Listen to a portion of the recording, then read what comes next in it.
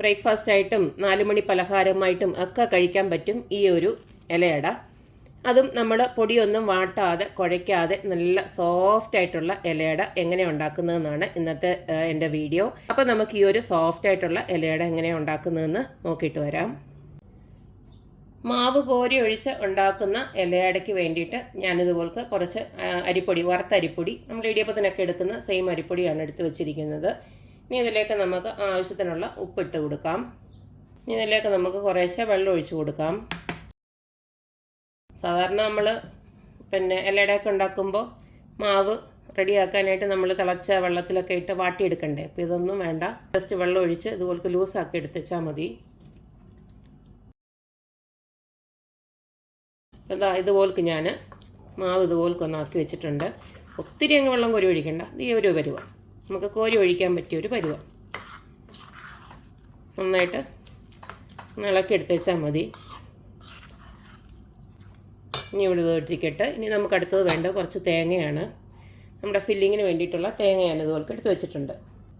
ഇനി ഇതിലേക്ക് നമുക്ക് ഒന്നെങ്കിൽ പഞ്ചസാര ഇട്ട് കൊടുക്കാം, അല്ലെങ്കിൽ നിങ്ങൾക്ക് ശർക്കര ആണെങ്കിലും ഇട്ട് കൊടുക്കാം. ഇതിപ്പോൾ ഞാനിന്ന് പഞ്ചസാരയാണ് ഇട്ട് കൊടുക്കുന്നത്. അടുത്ത ഇതിലേക്ക് ഞാൻ കുറച്ച് നമ്മുടെ ചെറിയ ജീരകം ഉണ്ടല്ലോ, ക്യുമിൻ സീഡ്, അതൊന്ന് ഇട്ട് കൊടുക്കുകയാണ്. ഇതൊക്കെ നിങ്ങളുടെ മണത്തിന് ഇഷ്ടമുള്ളവർക്ക്, അതായത് ഈ ഒരു ജീരകത്തിൻ്റെ ഒക്കെ മണം ഇഷ്ടമുള്ളവർക്ക് മാത്രം ഇതൊക്കെ ഇട്ട് കൊടുത്തേച്ചാൽ മതി. അടുത്ത കുറച്ച് ഏലക്കാപ്പൊടിയൂടെ ഇട്ട് കൊടുക്കുകയാണ്. ഇതെല്ലാം കൂടെ നമുക്കൊന്ന് മിക്സ് ചെയ്ത് വെക്കാം.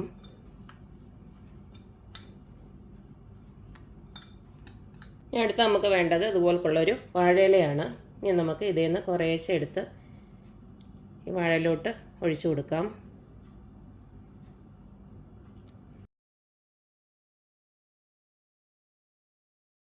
ഇങ്ങനെയുള്ള കോരി ഒഴിച്ചിട്ടുള്ള മാവിൻ്റെ ഇങ്ങനെ ഇലയട ഉണ്ടാക്കുമ്പോൾ ഇത്തിരി ഒരു വലിയ ഇല എടുക്കണം. കാരണം ഈ മാവ് തന്നെ ഇതുപോലെ അങ്ങ് പടരും ഇങ്ങനെ.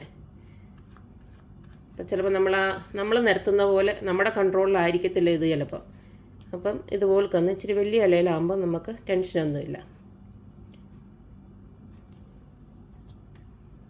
ഇനി നമുക്ക് ഫില്ലിങ് ഇങ്ങോട്ട് വെച്ച് കൊടുക്കാം.